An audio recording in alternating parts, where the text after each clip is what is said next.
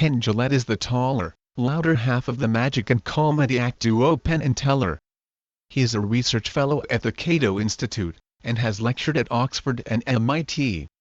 Penn has co-authored 3 best-selling books, and is executive producer of the documentary film The Aristocrats. He gave an interview back in 2005 to NPR, on why he does not believe in God. Along the way, he evinces some misunderstandings and fallacious appeals. What are those misunderstandings? I believe there is no God. I'm beyond atheism. Atheism is not believing in God. Aside from the fact this is the non-traditional definition of atheism, it also ignores the fact that theism is the proposition God exists, while atheism is negating that proposition. The position he describes more closely resembles that of classic agnosticism. Further, he fails to distinguish atheism from agnosticism on this view. In other words, what makes one different from the other on this view? Not believing in God is easy. You can't prove a negative, so there's no work to do. He oversimplifies when he claims one cannot prove a negative. First, this is self-refuting, for one cannot prove a negative is itself a negative proposition. So, either it is false or we must conclude that one cannot prove a negative. Strictly cannot be proven. In either case we need not believe it. But perhaps what he really means is only in the realm of existence. That is also false. If a being can be shown to be incoherent, then it is logically impossible for it to exist, and hence one has proven that being's non-existence. Perhaps then Jillette would say God's existence is coherent, but yet one cannot prove a logically coherent being does not exist. The first ontological argument was proposed by Anselm of Canterbury in 1078 in his proslogion goes like this: if the greatest possible being exists in the mind, it must also exist in reality. If it only exists in the mind, a greater being is possible. One which exists in the mind and in reality. You can't prove that there isn't an elephant inside the trunk of my car. You sure? How about now? Maybe he was just hiding before. Check again.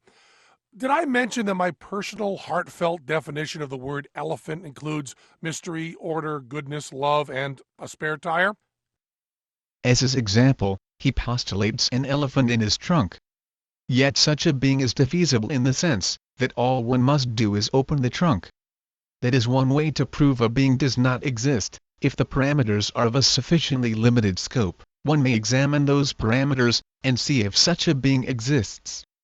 He then proposes to redefine elephant, to include abstract properties and a spare tire.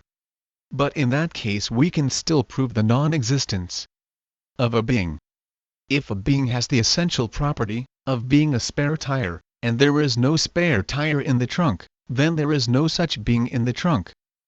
But this I believe thing seems to demand something more personal, some leap of faith that helps one see life's big picture, some rules to live by. So I'm saying, this I believe. I believe there is no God. Jillette admits his belief that no God exists is a leap of faith. Having taken that step, it informs every moment of my life. I'm not greedy. I have love, blue skies, rainbows, and Hallmark cards, and that has to be enough. It has to be enough, but it's everything in the world, and everything in the world is plenty for me. It seems just rude to beg the invisible for more. Just the love of my family that raised me and the family I'm raising now is enough that I don't need heaven. I won the huge genetic lottery, and I get joy every day. The reasons he gives for not believing in God are mostly pragmatic and are at times puzzling. He offers that as atheism does not prevent him from being happy. But why think that what one ought to believe, in order to be rational, comports with happiness? Or that if a belief makes you happy, it therefore ought to be considered true, or at least not plausibly false? Believing there's no God stops me from being solipsistic. This is truly baffling, as there seems to be no link between belief in God and belief in other minds, except to say that if one believes in God then he believes in other minds. I can read ideas from all different people, from all different cultures. Without God, we can agree on reality, and I can keep learning where I'm wrong.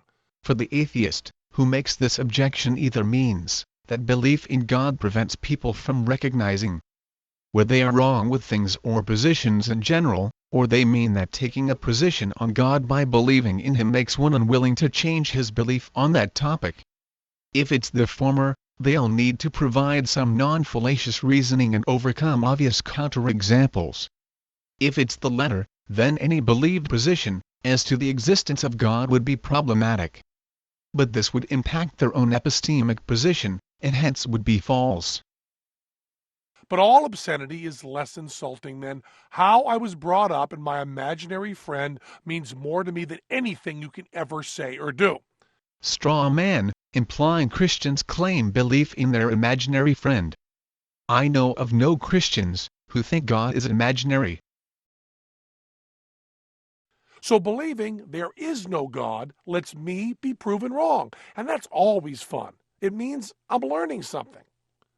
Believing there is no God means the suffering I've seen in my family, and indeed all the suffering in the world, isn't caused by an omniscient, omnipresent, omnipotent force that isn't bothered to help or is just testing us, but rather something we all may be able to help others with in the future.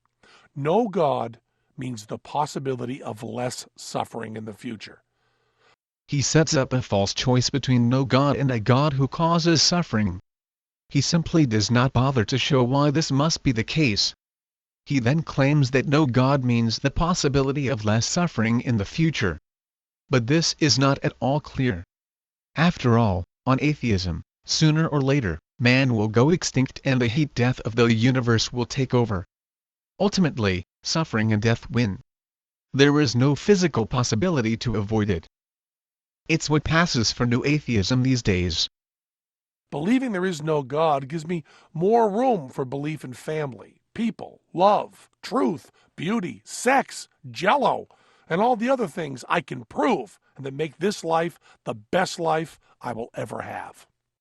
On the plus side, the thing I love about this little speech of Penn's is that it demonstrates the ability to be selfless, good, and caring, valuing all those things that the faithful value. Family, love, maximizing life, without the necessity of afterlife judgment.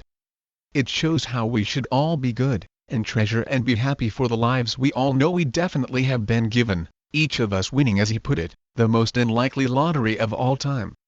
I think too often, people feel the life of an atheist is filled with despair or meaninglessness, devoid of passion, lacking that proverbial soul, but nothing could be further from the truth.